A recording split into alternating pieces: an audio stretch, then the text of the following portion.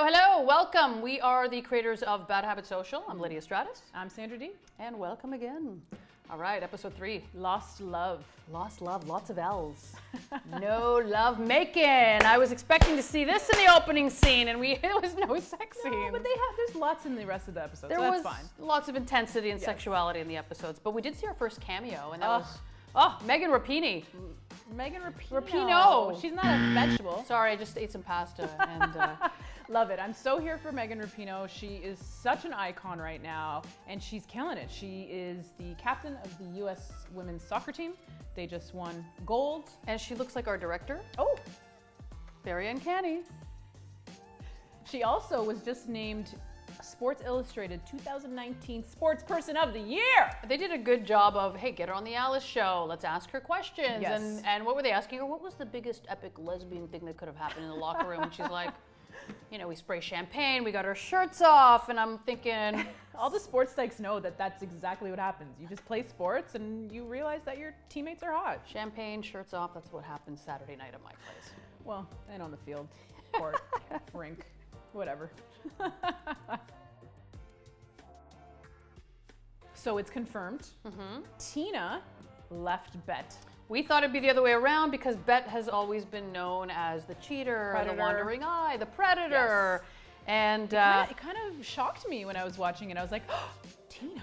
Tina fell for somebody else. Gosh. I have a feeling she's going to come back.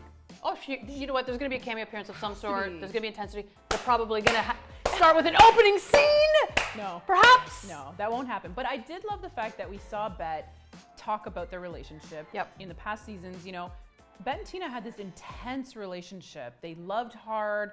They had sex hard. They really hated hard. They hated hard. And, you know, Bette said, she's like, I miss the love that we had. I was laughing when she said, I kept sweating at night. I kept sweating at night. And then you see her in that one scene with Danny in the office and she pulls out the fan and I'm thinking, is that stress? Is that depression? Menopause. She's going through menopause. There we go. But I do think that Tina is going to come back. So let's keep our fingers crossed for that and see what happens. See how that plays out. Speaking of Bette, Yes. we see the 3 lenses of Bette. And we see her as the great parent, the great friend, and then we'll touch on the third element. But let's start with the great parent. Yeah, they're really developing her character, and I love it. Obviously, I love Bette to begin with, but you know, the way she parents Angie is beautiful. She talks to her like an adult. She doesn't lie to her. She really explains how situations are not really fair because she is a person of color and she might even be a gay person of color. Yeah. So, you know, she talks to her, she explains things, but at the end of it all, she really makes sure to let Angie know that Yep. she loves her, that she is truly loved. Yep. It's beautiful. It's like, here's the harsh reality, but here, I love you. So whatever happens, I love you. And I'm then here, I'm supporting you. yeah, and then the sad part was when she said to Angie, like, we don't have it like everybody else. Yeah. We're women of color, we're women of 2 moms, we're women of LGBTQ. So But she's being honest. she's being honest and she's saying we just got to stay above it. And she's preparing her daughter, you know, to get through those elements of life. Those bumps. Yep. Definitely.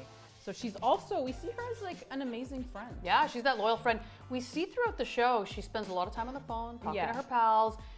They always do their breakfast, which is cute, but Yeah. she gives the harsh love like, hey, Shayne, don't shit where you sleep. Hey, Shayne, what's this impulse buying that you're doing? Is it because you're alone and But upset? She talks from experience, Yeah, which she you does. have to respect as well. You know, I love the fact that she's one of the most loyal, but and she'll always admit that she's wrong. I just love Bette. Yep. Third element of Bette is she never takes her own advice. She shits where she sleeps, and we see that at the end of the scene. Yeah, that's her vice, right? She wants something and she'll do everything she can to get it. She forgets who's watching. Danny was watching. She was sad. She doesn't care. So Shayne bought a bar. Surprise, surprise. Just like you buy a pair of jeans, you buy a bar, and she's like, I needed a job. Sherry Jaffe's money again. Probably. She's opening a lesbian bar. Yeah, which is awesome. You know, that's a nice place. They had the Planet in the past. You know, they had She Bar kind of, and now they're gonna have this place, which I think is great. We talked about community last week and how it's so important in the LGBTQ community, especially for lesbians and queer women. And I am excited to see where this goes. Let's see if this triggers kind of the lesbian bar scene in reality again. Hopefully it does. That would be amazing. But the other cool thing that we see is Lena and Shayne. Oh, as they say, when Shayne enters a room, someone leaves crying. No one left crying in that room, I'll tell you that. But I love Lena. I think she's super cute. Again, she's mature. She goes for what she wants. The only tricky part there was we don't know if she actually broke up with her girlfriend. She said they broke up, but it'll be interesting to see where, again, she shat where she sleeps and eats. So there was crying in the room. It was crying for intensity and sexuality. There was a lot of crying on that table. When did Alice get hot? She's so cute. She's looking hot. Yes, good for her. It's like, you're aging well, like fun, honey.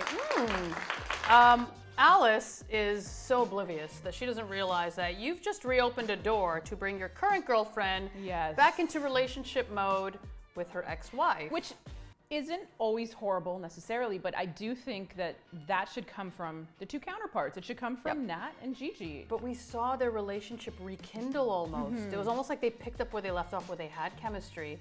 And then Alice is like, good on me! And then Shane's like, you brought together two It's really ex-wives? sweet. Alice wanted her girlfriend to be happy. Hey, Lenore, who do you think's gonna bang? Bert, it's gonna be Shishi and Nat. Bert, not Alice. Now, since we're on the topic of ex-girlfriends as friends, what are your thoughts about ex-girlfriends as friends? I'm all for it. I have a few really close friends of mine who were... You're friends with all your exes. Not all. No, not all. But the ones where we had enough time to kind of let things settle down, we respect each other. You have to remember, you had a connection with this person. That doesn't go away. You just now love them in a different way. I think if you're gonna remain friends with exes, time needs to happen. Yes.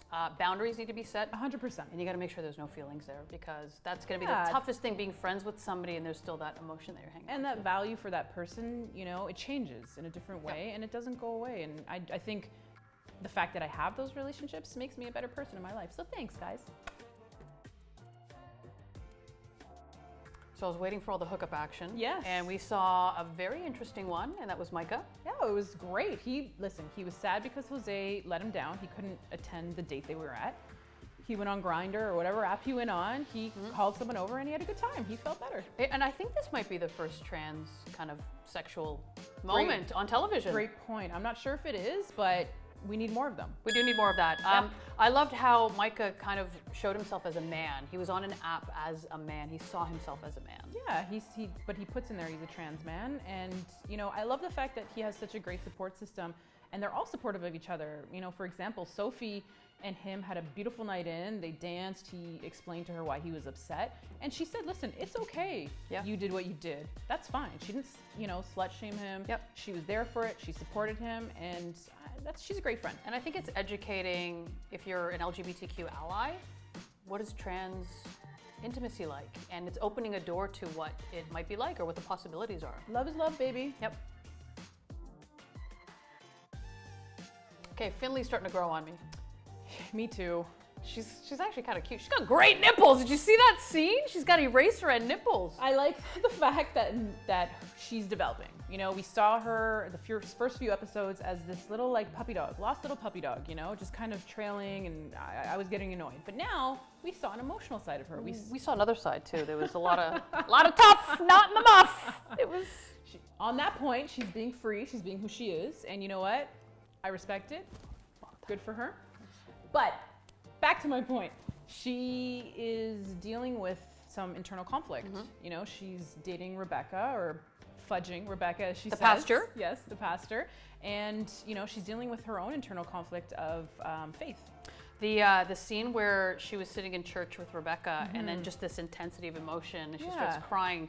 And what are your thoughts on that? Oh, I think it's totally relatable. I think a lot of LGBTQ people who were brought up in religious backgrounds really relate to this scene, because you were probably in a religion that didn't accept you for who you were as an out person or a gay person. And it's tough to be in that environment. And most of the time we have to, because we're brought up like that. And you can see Finley trying, there's something that's uncomfortable for her about, oh my God, I'm fudging the pastor. You're reminded that you are not normal and you are not accepted, and that you may have guilt for, loving the people that you love or having attraction to the people you love. So I'm, again, thankful that the writers brought this, to us. And I would love to see this develop a little bit more. And we could be wrong. She could be crying out of emotion, being in a church. Yeah. Could be something else that they're revealing about the story that might be something that stems from childhood. Regardless, like we learned last week, our love is not less than, and it's nice to see the fact that she's being supported by her, you know, the girl that she's with right now. Yeah. So let's do this. Okay. Since we're talking about ex-girlfriends, let us know what you think. Do you think it's okay to be friends with an ex? I do. Depends on the timing. Let us know your thoughts. Leave a comment below. Click the link in the bio.